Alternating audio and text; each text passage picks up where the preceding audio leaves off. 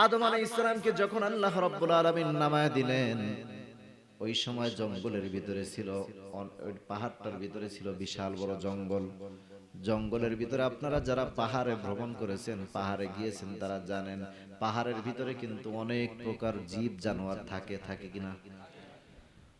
বাঘ থেকে শুরু করে হাতি থাকে, বন্য হাতি, তারপরে আপনার অনেক প্রকার হরিণ থাকে, সাপ থাকে, আরো কত কিছু থাকে। একটা জঙ্গলে যা কিছু থাকে পাহাড়ের ভিতরে সব কিছু থাকে।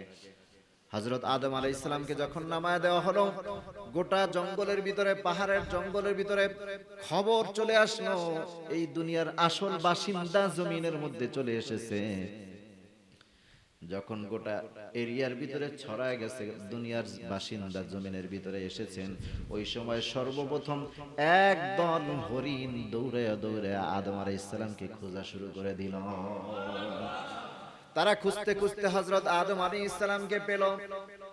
আদম আলাইহিস সালামকে পাওয়ার পরে এখন তারা জানে না কিভাবে হযরত আদমকে সম্মান দেখাতে হবে, কিভাবে হযরত আদম আলাইহিস সালামকে মর্যাদা দিতে হবে, তাকে আহলান স্বাগতম জানাতে হবে, তারা জানে না। তখন তাদের মাথার ভিতরে আসলো আমরা আদম আলাইহিস সালামের চতুর্দিকে ঘুরে ঘুরে তাকে সম্মান দেখাবো। সুবহানাল্লাহ। কিতাবের মধ্যে এসেছে হযরত আদম আলাইহিস সালামকে সম্মান দেখানোর জন্য যেই হরিণগুলো এসেছিল, ওই হরিণগুলো একটা নয় দুইটা নয়, প্রায় ৭টা চক্কর দিয়ে আদম আলাইহিস সালামকে সম্মান দেখালো। কোন সুবহানাল্লাহ। ৭ চক্কর দিয়া এইভাবে ঘুরছে আদম আলাইহিস সালামের চতুর্দিকে।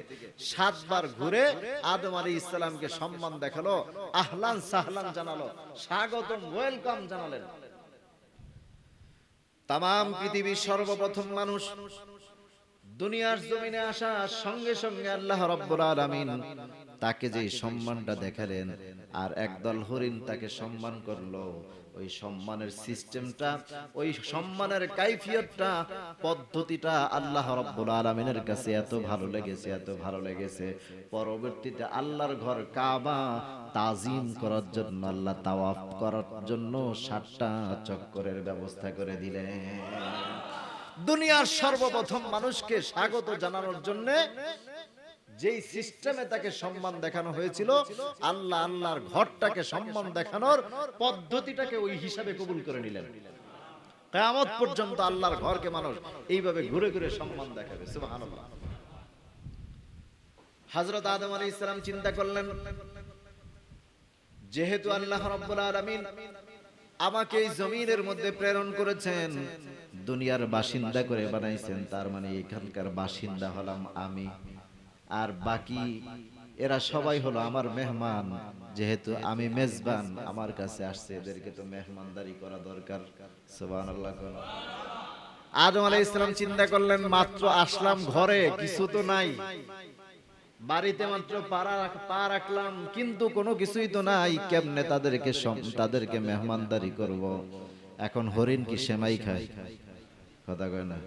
লুডুস খায় নাকি অন্য কিছু?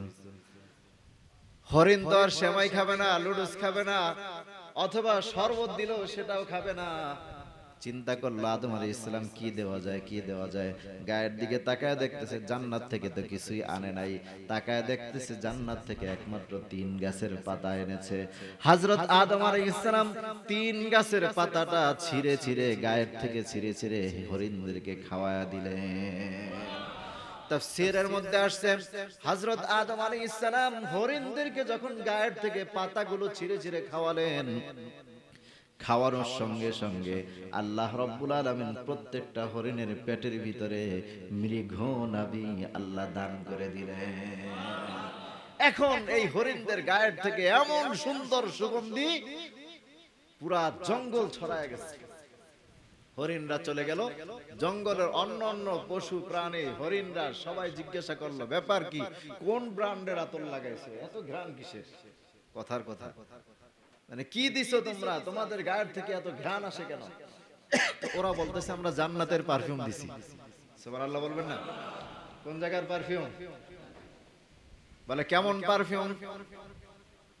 হযরত আদম আলাইহিস সালামের কাছে গিয়েছিলাম, তিনি আমাদেরকে সম্মান, আমরা তাকে সম্মান দেখালাম, তিনিও আমাদেরকে আপ্যায়ন করলেন, জান্নাতি গাছের পাতা খাওয়ালেন, আল্লাহ তাআলা বিনিময়ে আমাদের পেটের ভিতরে মৃগনাভি দিয়েছেন, এখন ঘ্রাণ বের হচ্ছে। অন্যান্য হরিণরাও চিন্তা করলো তাহলে আর আমরা বসে থেকে লাভ কি, আমরাও যাই। অন্যান্য হরিণরাও দৌড়ায় দৌড়ে আদম আলাইহিস সালামের কাছে আসলো, এরাও সম্মান দেখাইলো। আদম আলাইহিস সালাম তাদেরকেও খাওয়ালেন, কিন্তু আল্লাহ তাদেরকে মৃগনাভি দেন নাই। তার কারণ প্রথমবার যারা এসেছিল এদের নিয়ত ছিল সম্মান দেখানো, পরের বার যারা এসেছিল তাদের ইচ্ছা ছিল কোনটা? কথা বলেন।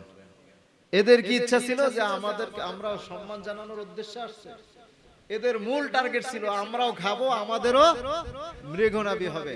আল্লাহ বললেন না, এইভাবে দেওয়া যাবে না। তার মানে আজকে আরেকটা সবক আমরা নিতে পারি যে কখনো যা কিছু করব ইখলাসের নিয়ত করব। পারবো তো ইনশাআল্লাহ? যা কিছু করব আল্লাহ তাআলা সন্তুষ্টির নিয়ত করব। পারবো না ইনশাআল্লাহ? আল্লাহ কবুল করুন, জোরে বলেন আমিন।